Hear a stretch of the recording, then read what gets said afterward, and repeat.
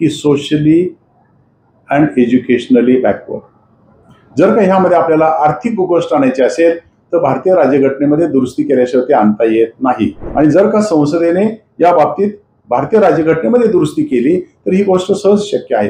ठराविक मर्यादेपेक्षा त्याचं जास्त उत्पन्न असेल आणि तो जर का आर्थिकदृष्ट्या संपन्न असेल मग त्याला अशा प्रकारचं आरक्षण देण्याची जरुरी नाही। आता एससी एसटी प्रवर्गामध्ये नॉन क्रिमिलियरचा पण विचार व्हावा असं निरीक्षण नोंदवलेलं आहे, असा आग्रह न्यायाधीशांनी केलेला आहे। काय नॉन क्रिमिलियर असतं, त्याचा काय फायदा होतो आणि काय परिणाम असतात?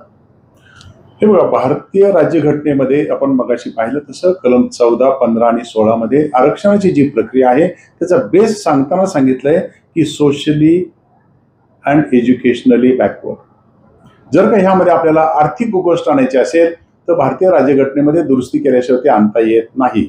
आणि हे जर आणता येत असेल आणायचं असेल तर ते सुप्रीम कोर्टाने ते करावं असं सांगितलंय, ती गोष्ट आवश्यक आहे असं सांगितलंय। आणि मात्र हे पूर्णपणे संसदेच्या अखत्यारीतील हा मुद्दा आहे। आणि जर का संसदेने या बाबतीत भारतीय राज्यघटनेमध्ये दुरुस्ती केली तर ही गोष्ट सहज शक्य आहे। क्रीमी लेअर म्हणजे तरी काय?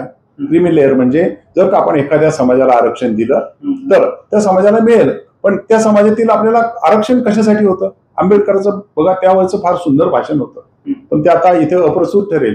त्यांनी त्या भाषणामध्ये सांगितलं होतं की काही इतके तळागाळात राहिलेले लोक आहेत त्यांना सगळ्यांच्या बरोबर आणा आणि मग समान संधी द्या।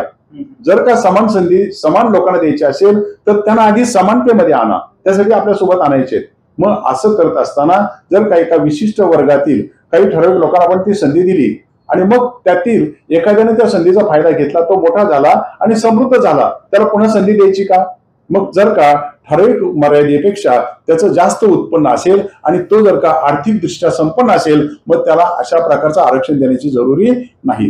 मात्र ही गोष्ट आजच्या निकालाशी निगडीत नव्हती, तरीही माननीय सर्वोच्च न्यायालयाने तशा डायरेक्शन दिलेल्या नाहीत, मात्र निरीक्षण नोंदवलंय। आणि ते निरीक्षण काय दर्शवतं? अरे बाबांनो, हे करण्याची जरुरी आहे, हे केलं तर आणखी त्या समाजाला फायदा मिळू शकेल।